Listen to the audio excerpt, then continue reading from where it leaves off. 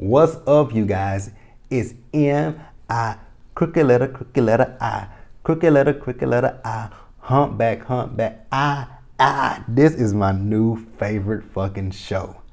P-Valley, you guys. This is season 1, episode 4, titled Higher Ground. So you guys, without further ado, let's get into this episode review, shall we? Alright, you guys, this was another good ass episode. I don't even know where I want to start at. Cause we had a lot of bombshells in this episode.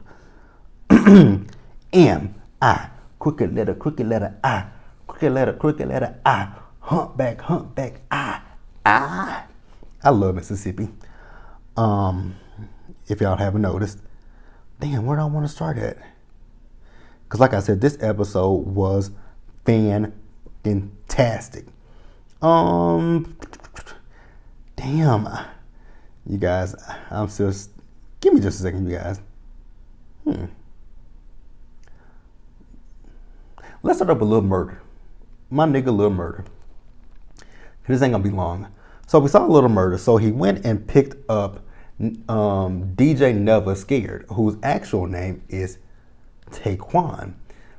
Now I was confused. So like, is DJ Never Scared like a teenager? Because it looked like he was going. It looked like he's at a prep school, but he DJs at PValley, Pussy Valley. So is Uncle Clifford have a minor working in his club? I wouldn't be surprised. But yeah, like I said, Lil Murder went to go pick up DJ Never Scared. So they up under this bridge, and DJ Never Scared and DJ Never Scared, aka Taquan, whichever one you want to call him. They, Lil Murder is playing some music for him to listen to. Still trying to get his music played in the club. DJ Never Scared told Lil Murder, like, it's getting better, but you still missing some stuff. So he told him, because I'm guessing, oh yeah, because y'all ain't got the I don't have the Rona. It's just something going on with my throat right about now. It itches when I talked. So, I remember last week's episode, Uncle Clifford told him to reach out to DJ Never Scared for some beats.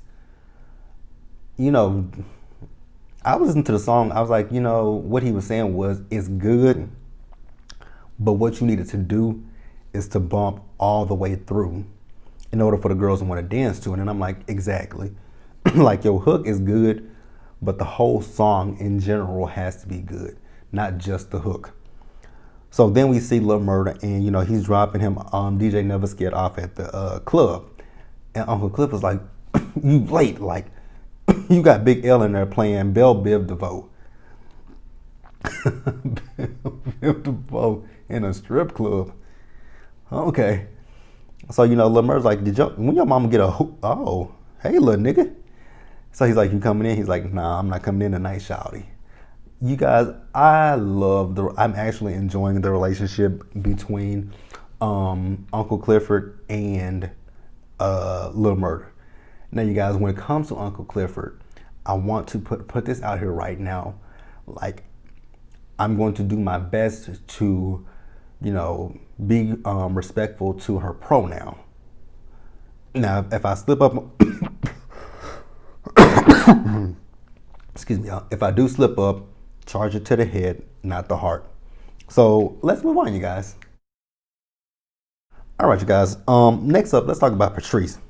So we see Patrice. She's at the church, and she's in the pulpit, and I'm like, Patrice is preaching. So I'm like, Pastor, let her preach. No, Patrice was practicing something, and I'm guessing she had a tractor of an audience, because Mercedes walked in and it's empty as hell. So Mercedes is asking about her her 20 racks again, and Patrice is like, well, the loan went through for the church. She's like, okay, so when am I gonna get my 20 racks? And Patrice had me fucked up when she said to Mercedes, like, what you gonna do with that money? I was sitting here like, now Patrice, that is her money that she worked hard for. I don't care if you don't believe, support her stripping, but Mercedes worked for that money. It's legal money. Might not be taxed. It ain't taxed, but or could it be taxed? No, it ain't taxed. But that is her money. She worked for it. She saved it. And for you to have the audacity to ask her what is she gonna do with her money,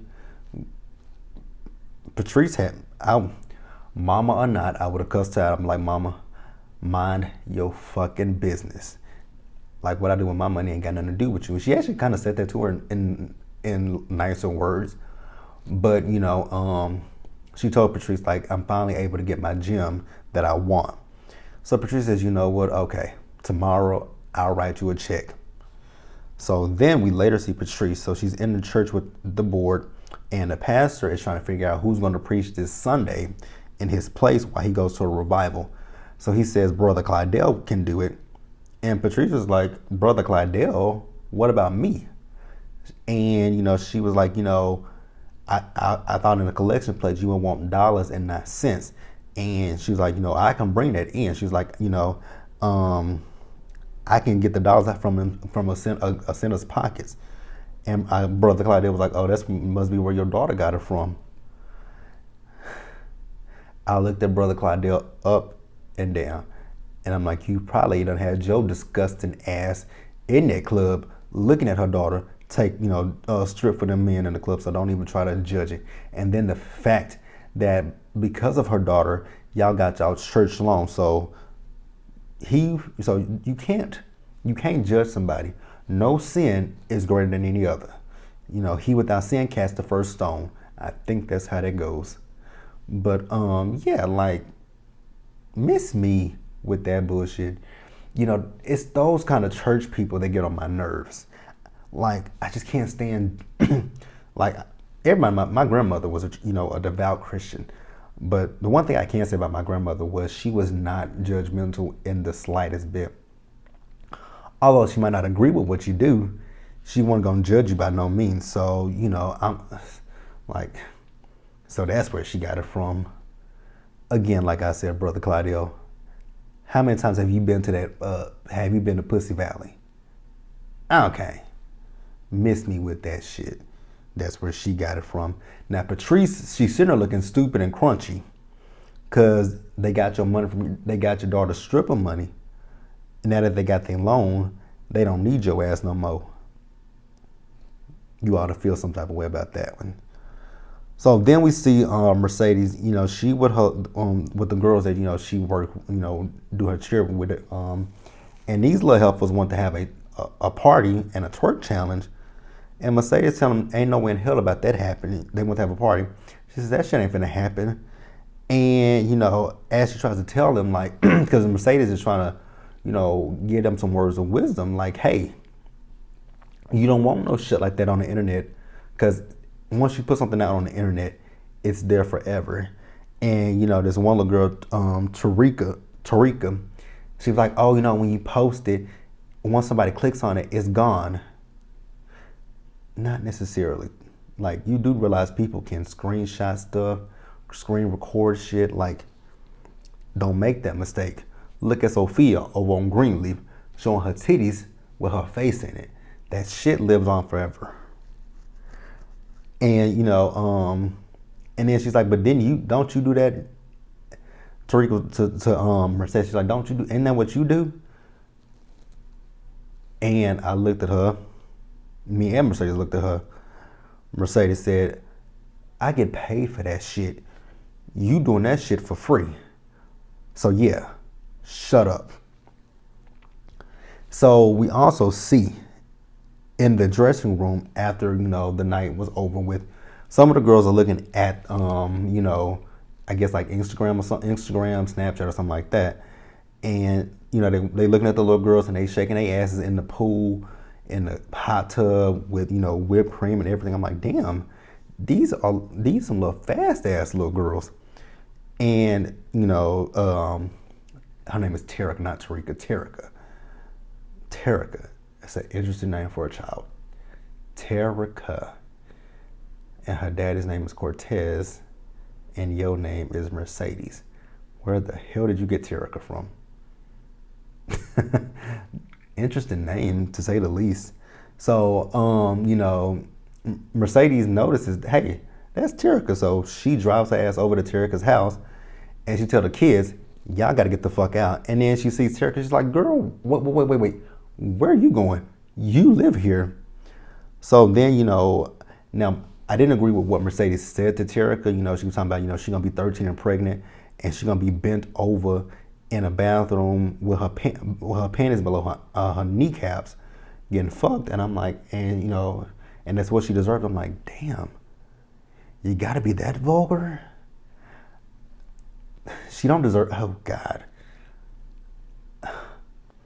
But then we find out that Terica is Mercedes' daughter, which I kind of figured that. I kind of figured it, but I wasn't quite sure if that was the direction that they were going. So then we find out that, Mercedes gave her daughter to her paternal grandmother to raise.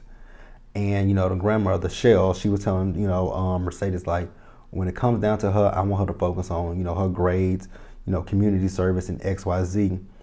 And I don't want her to dance anymore. And, Mercedes like, but that's the only time that I get to see her. She was like, I know. And, Mercedes like, okay, you know what? You got custody of her, so fine. I'm like, you not gonna, that's what she just said to you a few minutes ago.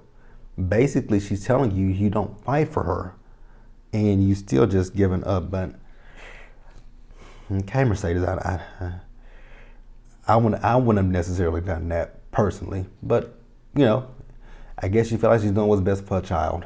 I don't 100% agree, but who am I to judge? Let's move on. All right, you guys, so let's get into the dances, baby, because they did the goddamn thing tonight. So we first saw Mercedes. So, after she left earlier with Terica and, the girls, actually, when she found out about that party, she made them girls give her 70 total. Actually, she said 50, but when Terica, was half-assed, and she said up that shit to 70. I'm like, God damn. So she met up with, she met up with Gidget and she met up with Keyshawn to practice. Shout out to the actress who plays Gidget.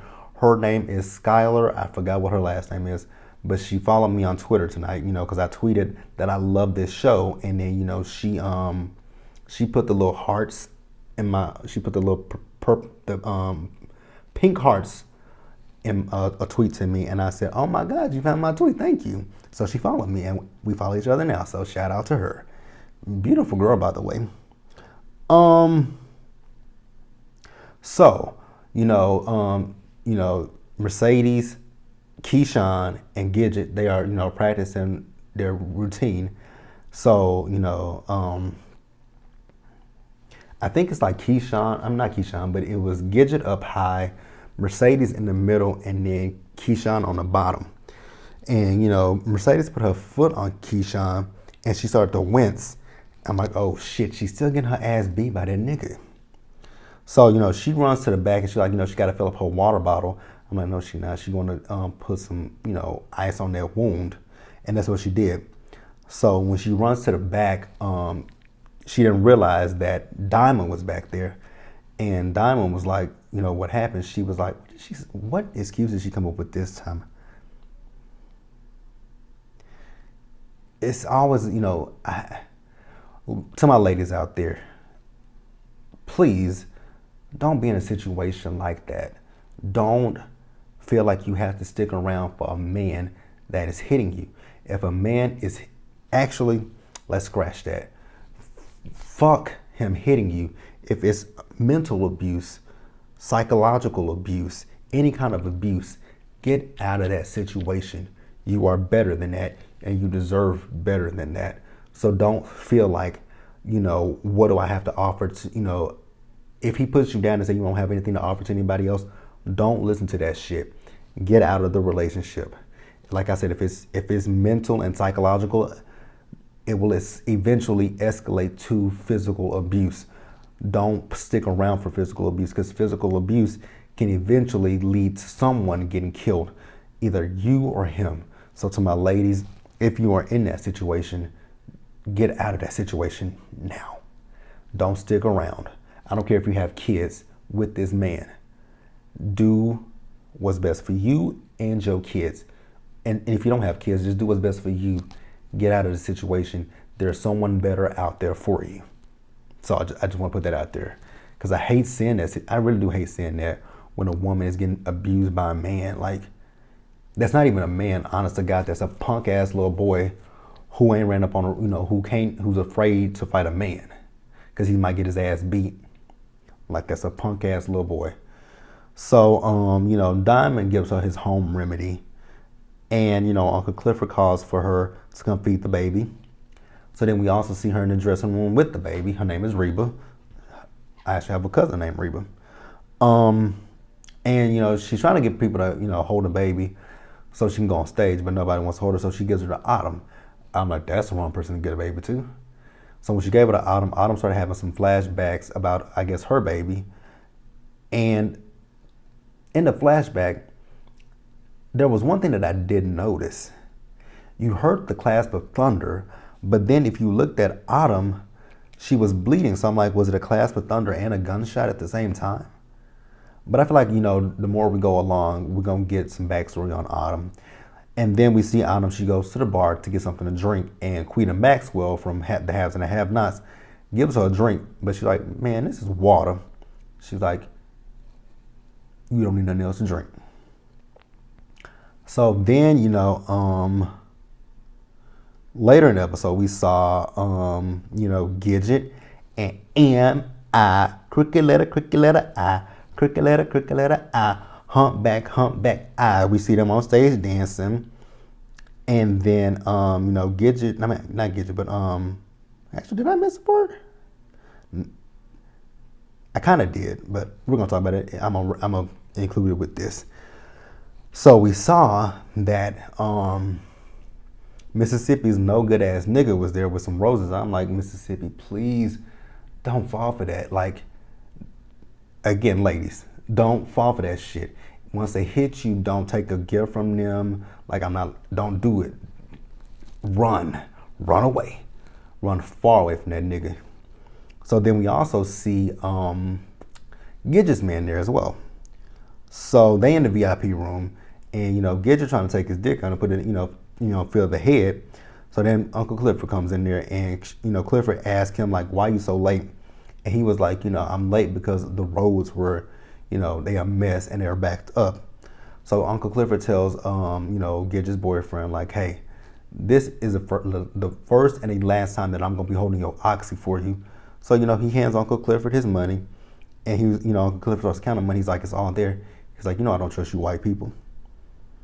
So then Uncle Clifford tells Gidget like, you got a little bit more time before you got to get your ass back on the stage. And it was so funny when Uncle Clifford came in. She said, she working me like a slave. And Uncle Clifford's like, isn't it a strange day when a white girl is saying that somebody's working them like a slave? Now the scene that I knew that I kind of skipped over.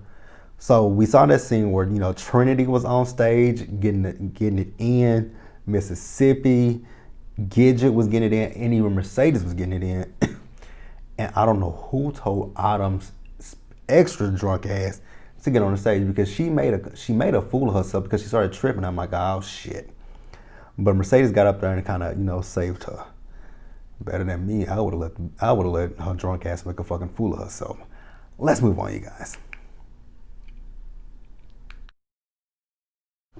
All right, you guys. This is the second time that I'm recording this scene. But the episode, actually it's the third time, but the episode, I forgot to mention that Mercedes, she was in the club. She was giving a private lap dance to one of her regular customers. He's a coach. He's married.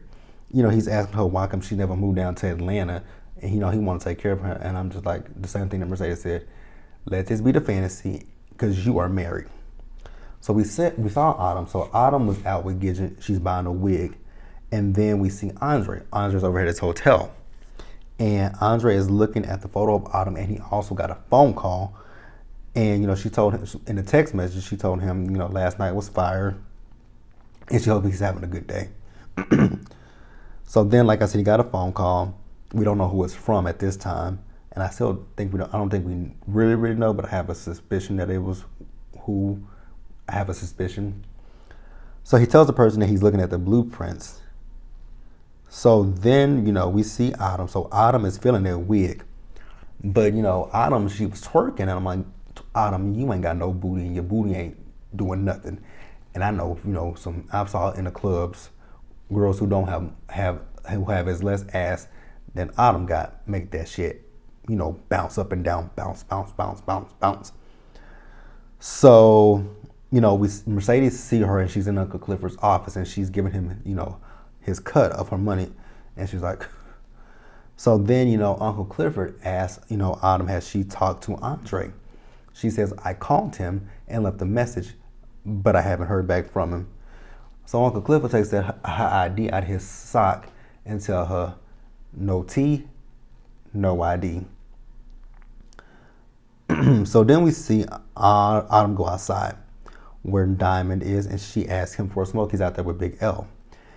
And, Big L says, do you need an escort? She said, and not Andre, but Diamond was like, nah, she don't need no escort. And, she looks at her phone, and then she sees a text message from Andre. And then she also sees a text message about that wire transfer that she did in last week's episode, telling her that she has 24 hours to show up with a government official ID, or else she doesn't get her money. So then she calls Andre, and we see them out to eat for breakfast. And, she notices the ring on his finger, and she asks him about something, what does he do on the weekends, I think. He says, go to Atlanta. And she says, what's her name? He says, Brittany. And then she says, your wife must miss you being away so long working on the casino. And he says, shh, keep that down. She's like, why? So then there's an old man at the bar, and he's telling them a story about the mounds. Now, while he's doing this, Autumn kind of, spaces out for a little bit. And then we see Keyshawn, Mercedes, and Gidget come in. And, they start to tease her about, Andre. Talking about, oh, you ain't been here that long. You already got a regular. And, she says, I would like to see the mounds with you. So then let's move over to Andre. So Andre was out meeting his godfather, and his godfather happens to be the mayor.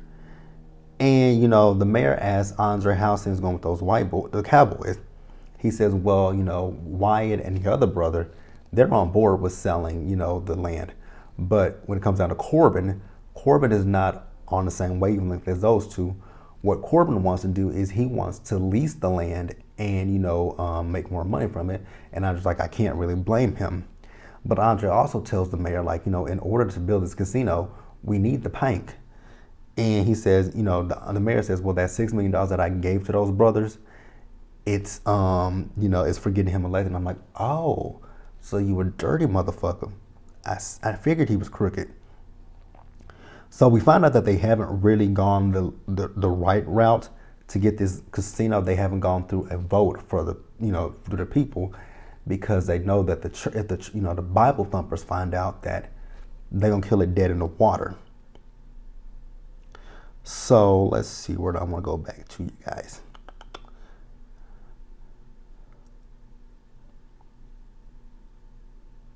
All right, so then we see Autumn and Andre. So they are out at the mounds, and they're taking pictures. And Andre is telling her how he basically want to take things back to how things were when he was younger, when he was with his grandmother. And she asked him, so why is this such a big secret? He says, because it's not a done deal yet.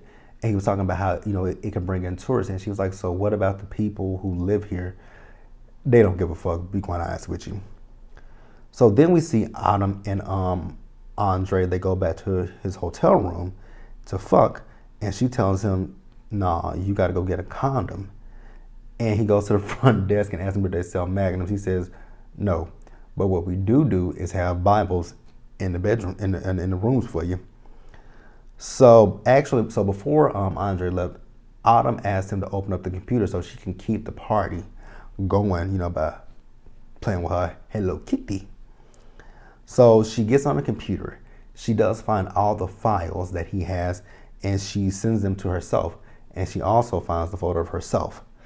So now when she found that photo of herself, she dipped out on him and left it open so he could see it.